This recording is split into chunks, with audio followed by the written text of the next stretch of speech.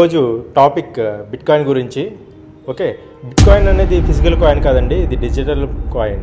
Okay, మీకు కంటికి కనిపించదు బిట్కాయిన్ అనేది.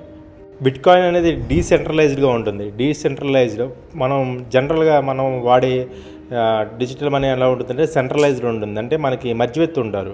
మనం ట్రాన్సాక్షన్ నా నుంచి మీకు పంపించుకోవాలంటే మధ్యలో బ్యాంక్ అనేది మధ్యవర్తి కింద ఉంటారు కదా transaction. In case bank server fail అయిందంటే మన ట్రాన్సాక్షన్ అనేది ఫెయిల్ అయిపోతుంది. కానీ బిట్కాయిన్లో అలా ఉండదు.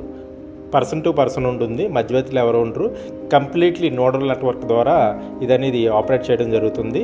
సో వేలాది నోడల్ నెట్వర్క్స్ ఉండడం వల్ల ఒక నోడల్ నెట్వర్క్ ఫెయిల్ అయినా సరే వేరే నోడల్ నెట్వర్క్ అనేది అది టేక్ కేర్ చేసుకుంటుంది అన్నమాట.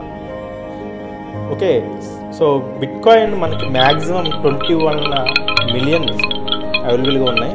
సో 21 మిలియన్ ఉండడం వల్ల ఏమవుతుందంటే డిమాండ్ కానీ వస్తే ఆటోమేటిక్గా దాని ప్రైస్ అనేది హ్యూజ్ ఇంక్రీజ్ అవుతుంది.